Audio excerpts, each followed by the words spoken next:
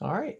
So I'm here with Lauren Seguin, and she's going to talk about what happened when she got rhabdomyolysis and how she's doing today. So, Lauren, why don't you tell us your story? All right, thank you. I've pretty much been active my whole life. I've weightlifted for probably 3 years leading up to my incident, and about 6 months more in that like CrossFit world, Mm, CrossFit style weightlifting. And I really truly at the time felt like I was in like the best shape of my life, like very strong, overall just really healthy, working out a good like probably 4, 5, 6 times a week. And I had done probably what my first competition style workout was when the incident happened. It was a Saturday, and it was at my gym, which wasn't a CrossFit gym, but they I was taking classes that were CrossFit like, 2 to 3 times a week. And the competition had 3 events. The first event was strictly pull-ups, different variations of pull-ups, depending how advanced you were. I just kind of stuck with the traditional. And the way it worked is you had 90 seconds on, 60 seconds rest, 60 seconds on, a 30-second rest, and another 30 seconds on, and just doing as many pull-ups as you could in those on time periods. And after I had done those pull ups, my arms instantly, something didn't feel right, but it didn't hurt. It wasn't painful, but I felt like the best way I could describe it is like a swirling sensation, like my muscles were moving. mm, It just was very bizarre. But it didn't hurt. So I just got some water. I think I ate an apple. I think they had some amino acid drinks. So I had one of those and kind of just waited out for the next event, which was a combination of rowing, burpees, and 65-pound thrusters. Did just fine in those. Waited again to do the final workout, which was a timed, you had a certain amount of time to try and hit, like, do as much weight deadlifting and as much weight for a split jerk. And I had actually hit a PR in my split jerk. mm. So that was the competition, and I really felt great after. I was really proud of myself, and it wasn't until the next day when I started to really feel the effects of what I had put my body through. It was about 24 hours later. I was at the mall with my mom, and we were shopping, and I couldn't get things off the rack. Mm. And we were joking because my mom is also a workout nut, so she knows what it's like to be sore. So she's like, "Oh, you just you went pretty hard yesterday." And um, so we were having poking fun about it. And as I was trying to try on these different clothes, I was like, it was hard, it was difficult, but I just told myself, everybody gets sore, you're gonna be fine. And then after, we went to a brewery, and which was hindsight probably the worst thing I could have done for my body, which was already in distress. And that was probably the first inclination that something was wrong, that I should have figured it out, Mm. because I was struggling to drink the beer and to feed myself. Yeah. And when we left to close the car door was very difficult.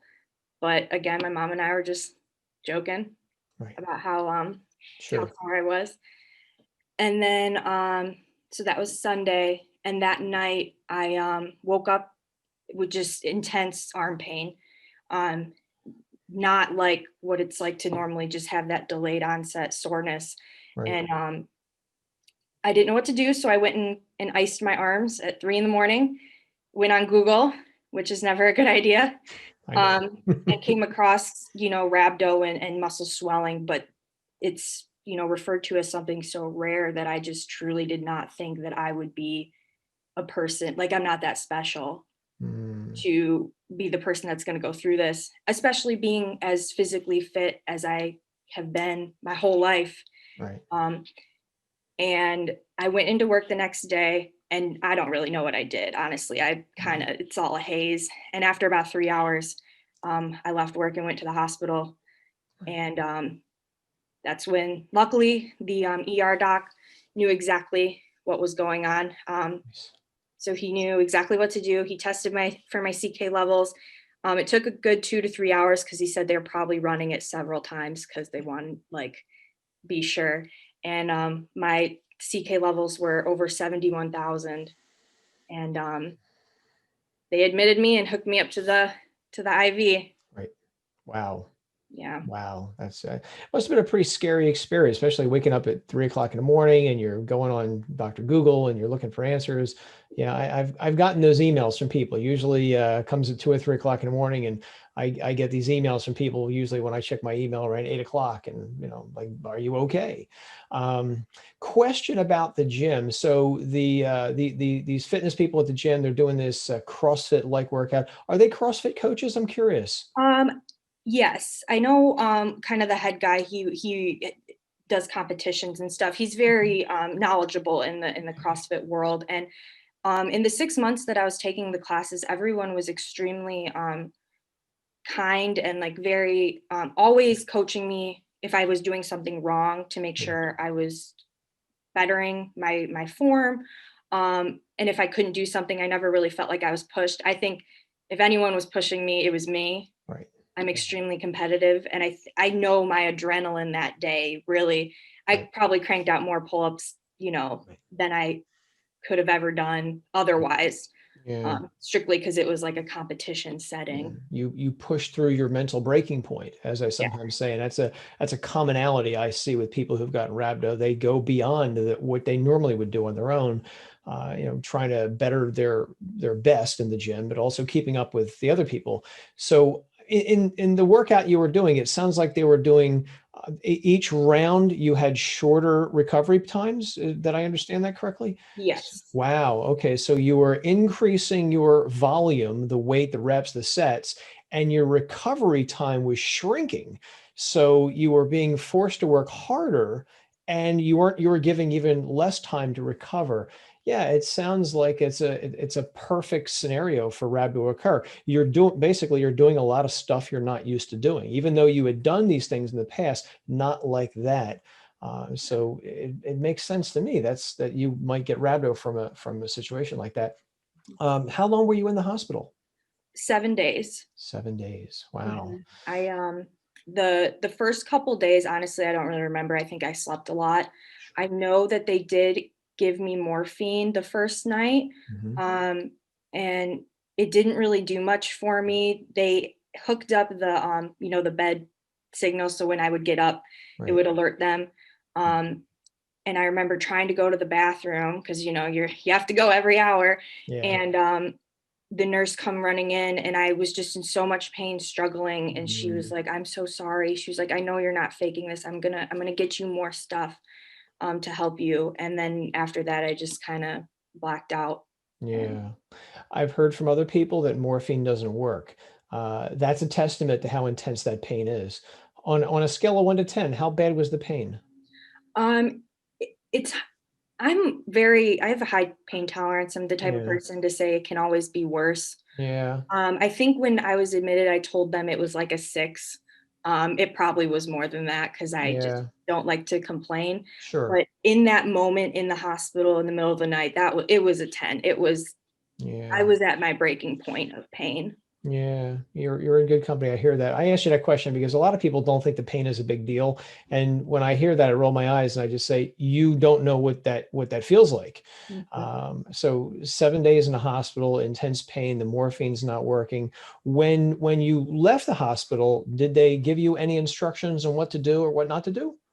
That's really where I struggled because a lot of the doctors were like, "Oh, well, these CrossFit people, you push yourself to the limit, don't do that."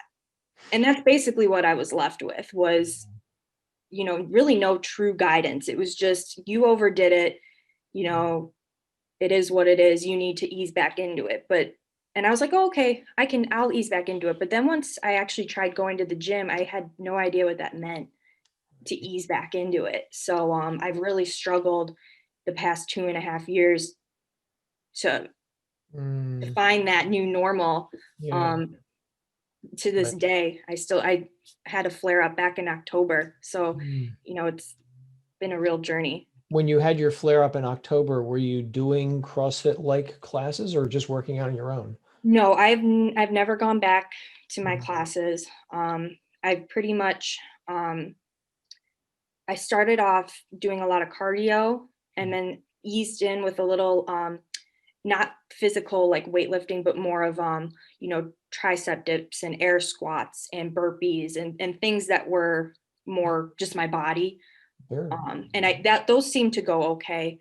Mhm. And then I did start incorporating weightlifting again, but I did less. Like if say I was doing 15 pounds, I started at 7.5 or Right. um and I did okay for a while. And then out of the blue, I think it was like 6 months after reincorporating the weight, my tricep swelled up. And it was like, well, what Mm. the heck? I've been taking it easy. Yeah. Well, burpees and stuff like that, they're not easy. You're lifting your whole body weight and you're doing it quickly. So, Mhm. um, yeah, when you did get rhabdo, I'm curious, did you tell the people at the gym who were running the class this happened to you and what did they say? Um, Yeah, they knew it happened. It was kind of just like, oh, you pushed yourself. And I never really sought out any advice from Mm, them. I was when I went back to the gym initially, I was very much depressed, for sure. watching everybody do what they could do. I didn't feel Yeah. like I could have that conversation yet. I was still Mm. very hopeful that I would go back. So I didn't really understand quite how much it was going to like change my life. Of course, as I've been talking about for years, there is a post-traumatic stress syndrome that occurs with rhabdo. You suddenly can't do what you love to do anymore, and you even have trouble doing your regular daily activities. So you're going to go through some depression, and you may feel, again, I think it's common for people who've had rhabdo to feel a little embarrassed to actually say to the instructor, "Hey, this happened to me." Mhm. I do think it's important for those instructors to realize this happened because I teach personal training, and it's my opinion that 99% of personal trainers in the world still don't know what rhabdo is, or if they know of it, they believe myths or they don't think it's a big deal. And so I Mhm. do like it when you give them feedback and say, "Hey, this happened to me," because again, that may help somebody in the future. Yeah. Um, so again, getting back into the workout, even though the doctors didn't give you any real advice, and I get why that is because they went to school for medicine and stuff like that, not necessarily for exercise science, although some of them do. But as a rule, there's no formally accepted guidelines on returning to exercise. So Mhm.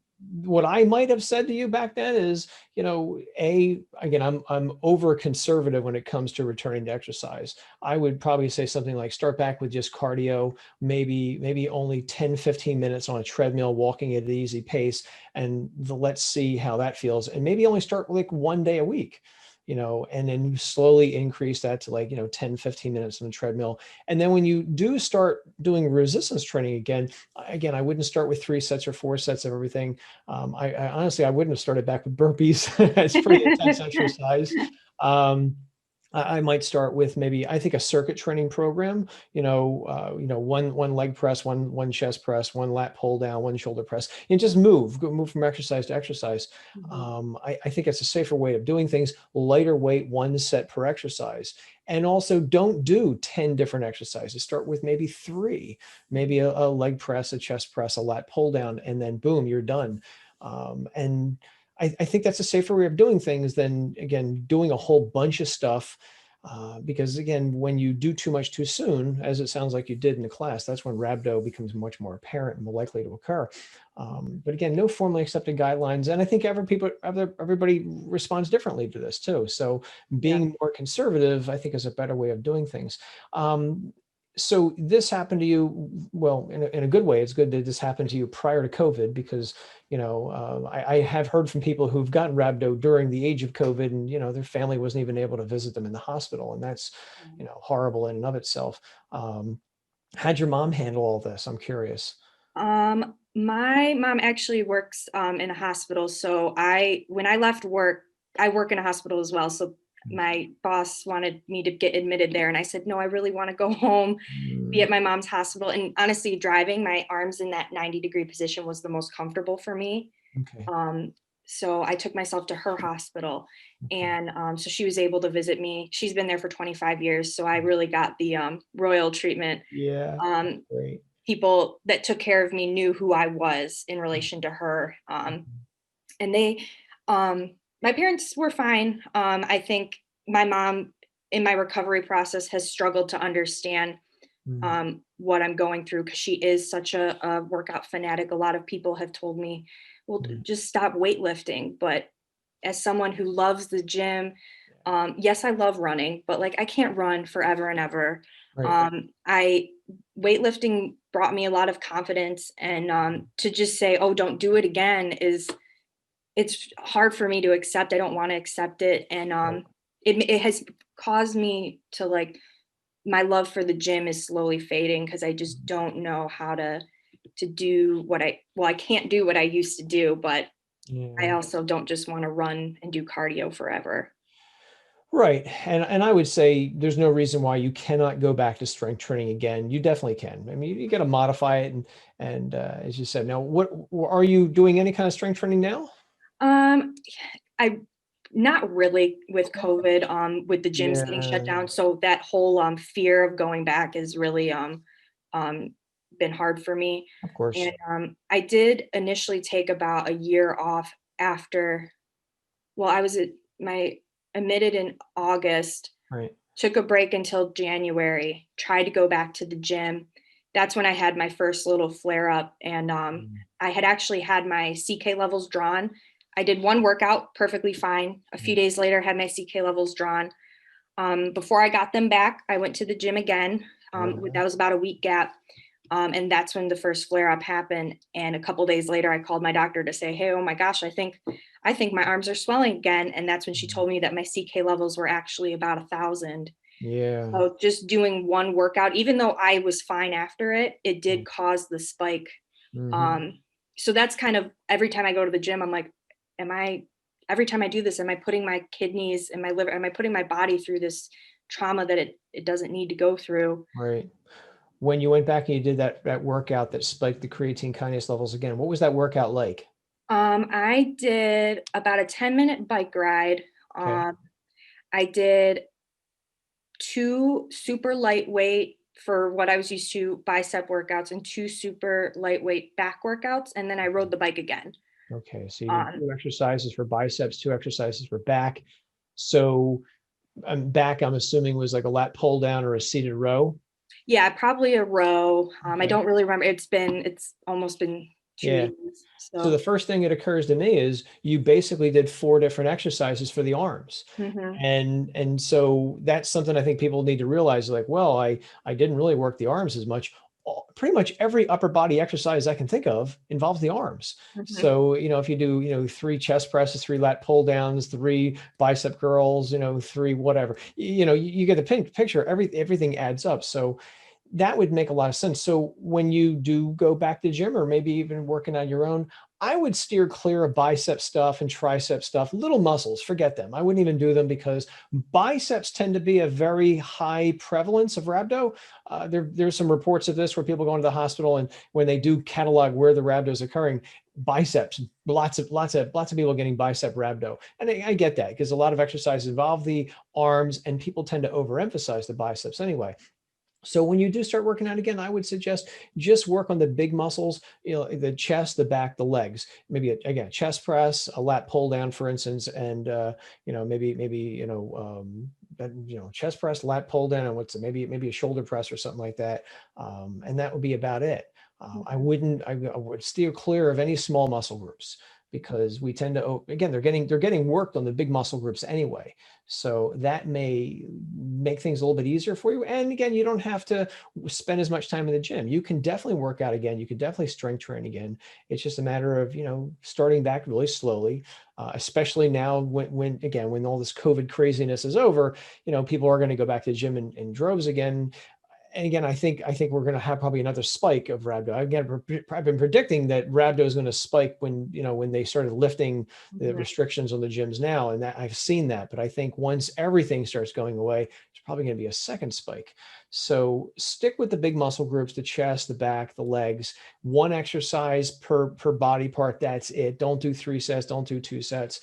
Mhm. See how you progress from that. And maybe after you do that first workout, one chest press, one lat pull down, one leg press, for instance, go back and get your CK levels checked again. I think a lot of this recovery is, even psychologically, you realizing that your body can adapt to exercise. You definitely can. Mhm. It's just going to take some time. And, time and patience are your best friends when it comes to recuperating from this. But I do know you can get back. I mean, I've met people. I actually know personal trainers who've had rhabdo multiple times, and there's one woman in particular I know. She's a very fit woman and she does, really intense stuff, but she's had it several times. So, when you were in the hospital, they checked your liver. Were your liver enzymes okay? Yep. If I remember correctly, I think my liver and my kidneys were ultimately they ended up being fine. I know when I was admitted, I had pretty much stopped going to the bathroom.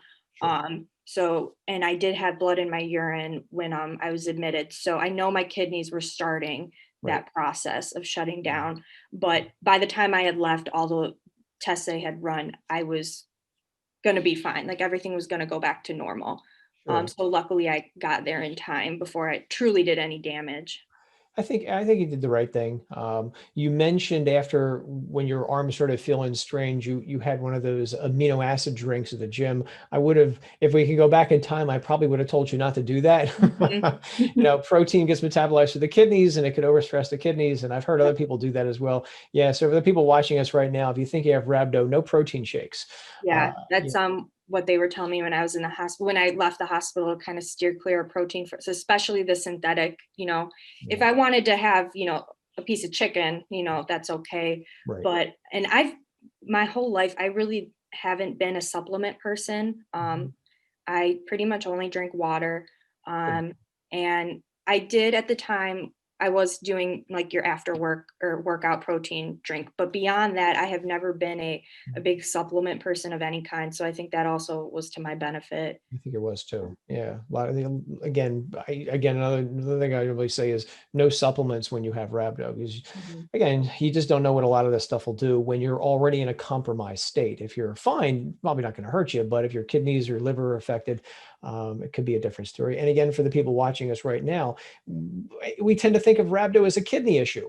And it's not. It's a multi-organ issue. It's not a kidney-centric disorder. So your liver could be affected, your heart could be affected. So which again gets back to why people like yourself would feel a little bit scared to return to exercise. Mhm. But I think the prognosis for vast majority of people is good, and you just got to take it slowly, and you can get back for sure. Again, try the 1 set per exercise, a small little circuit, and slowly progress. And Mhm. don't go back, for instance, 3 or 4 days that first week. Start with 1 day a week Mhm. for the first several weeks. To only do 1 day a week and see how you respond to that. Because the body it responds, but sometimes it takes a long time to adapt. And again, there's a lot of unknowns when it comes to rhabdo and recovery from rhabdo. I still don't see any good studies on this. So that's why I really appreciate people like you coming on and talking about this. So again, hopefully your exploits have been able to help other people. Um, do you have any questions for me, by the way? I mean, you've done most of the talking, but Well, I have one question. I've kind of really gone down the testing route, why this happened to me. mm, I'm a person that needs to know why things happen. So yeah.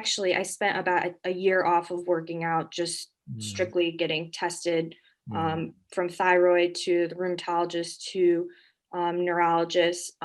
I've recently been accepted into a genetic program where they're going to decode my whole DNA sequence and tell yeah, me, right. potentially what gene I may have that's wrong. But something that I've noticed that I've had for about probably 6 months now. I don't know if it's related. I don't know if it's not.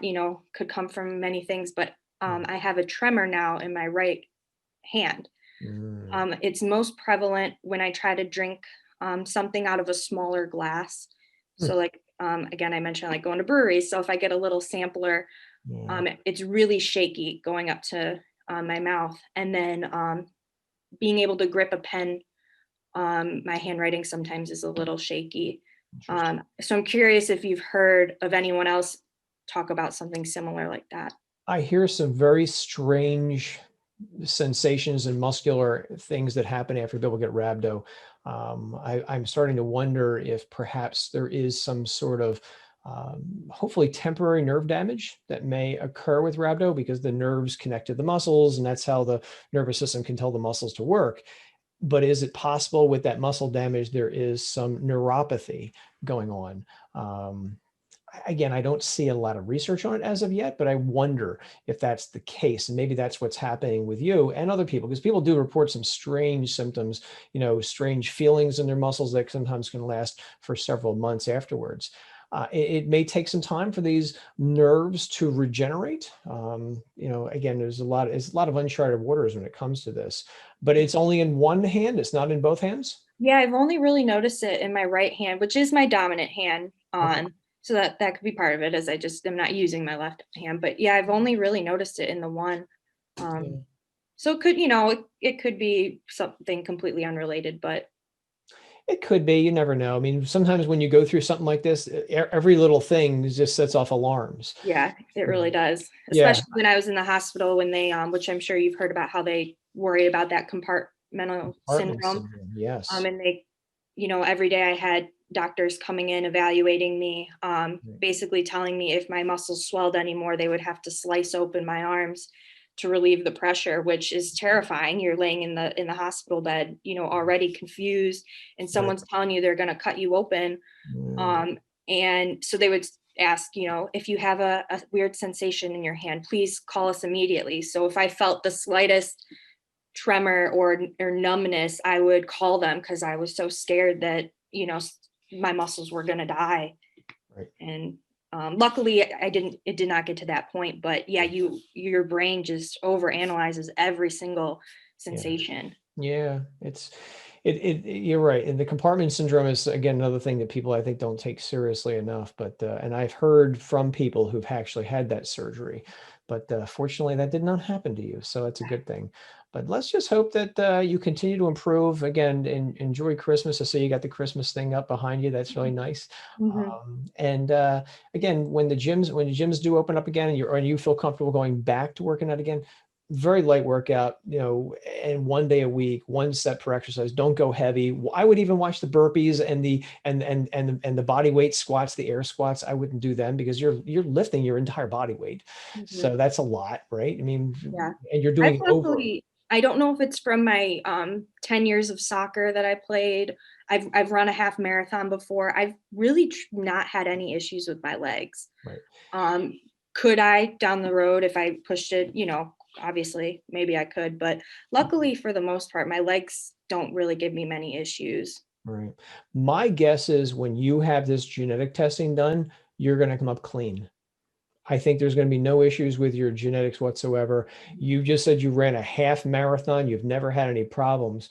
I think when you got rhabdo, it's because you just did too much too soon, and Mhm. you were decreasing your recovery time. When you did the half marathon, you trained for the half marathon. You just didn't go out one day and said, "I'm going to run a half marathon today." You Mhm. prepared for that. Even though you were training on your own, when you did that class, you were doing things that you had not done before, shorter rest periods, more reps. Mhm. I think that was the trigger. I don't think there's anything wrong with your genetics, and I would be surprised Mhm. if you text me or something like that in a couple months. You tell me, "Oh, I came up as that blah blah blah gene." I don't think so. So, That's pretty much how every test has come back is everything's normal, which is wonderful. Of course, I want to be normal. It's just very yeah, frustrating as someone who always needs an answer yeah, to not have something so concrete, mhm, something to just be like, oh, well, you did too much in one sitting. It's going to change your, the way you go about life, forever. It's really hard to accept without, with yeah. it just being that simple. I get that. I mean, as you know, you work in a hospital. Human body is amazingly complicated. We are incredibly complicated creatures. So my guess is if you progress slowly, this is probably not going to happen to you again. I really, you've already demonstrated that you've been doing intense stuff on your own. You've been doing CrossFit classes, never had a problem. You've run a half marathon, never had a problem. And so that tells me that you're pretty much going to be good as far as the genetics front. Rhabdo can happen to anybody, fit and unfit. As I Hmm. sometimes say, being an athlete is not a vaccine against getting rhabdo. It can happen in athletes and non-athletes alike. So it just depends on the intensity, the newness of the activity, and even recovery time. Again, they were decreasing your recovery time with each round, and I think that's inappropriate. And I'm an exercise physiologist. That's my master's degree, isn't it? It makes no sense to be decreasing exercise recovery time as you're increasing what you're doing, the volume of activity. So I think that was the trigger. And I think it could have happened to anybody, Hmm. So again, don't beat yourself up over this. This is nothing that you did. It's just one of those things, and hopefully it'll never flare up again. But it takes things slowly. I think it'll be okay in the long run. But yeah, definitely let me know what the genetic test says. But I'd be surprised if anything came up on those things. Oh, I will. I'll keep you Yeah. posted. I appreciate that. Do you have any final words for people watching us right now who are, they're surprised at what's happening. They want to know more. Do you have any words of wisdom you want to give them before we end our time together today? I think it would be mostly to kind of cut yourself some slack. Mm, A lot of the information that you shared with me today, I didn't have. I didn't, know where to find it. yeah, Um, for a long time, I felt very lost. So, if you feel that way, it's okay. You're not the only person that's going through this, even though it may feel like it. right. And just listen to your body. There have been times that I've tried to go back to the gym and Mm, something didn't feel right. So I stopped. I immediately stopped the workout, went home. right. Allow yourself to be angry and sad that things are different. But, once you discover that there's this whole other world out there of people that are, going through it, or like you who are studying it, Mm. um, to reach out, and it'll definitely make you feel better. Yeah, I think it's a good idea. And there's actually support groups on social media. I mean, we connected through Instagram. I do know on Facebook there's Rhabdo support groups as well. And again, people can always find me through my website, joe-cannon.com. That's where I write a lot about Rhabdo, and I've got videos on YouTube about it as well. So that's another resource. But yeah, you don't have to suffer alone. There's always people out there that you can communicate with, and it can, at least help you feel better. But yeah, don't beat yourself up. This is nothing that you did yourself. So. Lauren, I appreciate your time together today, your time with me today. It's been great. I know people who have rhabdo or had rhabdo are getting a lot out of this. I know you're definitely making a difference for other people. So I appreciate that. All right. I want to thank you too for actually, taking the time to study it and, writing the only book on it. And, once I kind of discovered you, it made me feel like there is hope for, There is. people in the future to have a better understanding about, what goes on. There is. There definitely is. I'm glad we're raising the bar, the awareness of rhabdo. It's definitely something that people say, oh, it's rare. And they always say it's rare, and I think it is rare to a degree because if it wasn't rare, we'd all be getting it. Yeah. But it is one of these things that does happen, and when it does happen, you get scared, and it's a scary time for you when this does occur. So Hmm. hopefully we've moved the needle forward and raised awareness of rhabdo, which is really what I wanted to keep doing. The best defense against rhabdo is education, as I keep saying, and so Yep. this is hopefully going to educate people and again lower the risk for somebody watching us right now. So of that, I'm really pleased that you came on today. All right. Thank you very much. Thank you very much.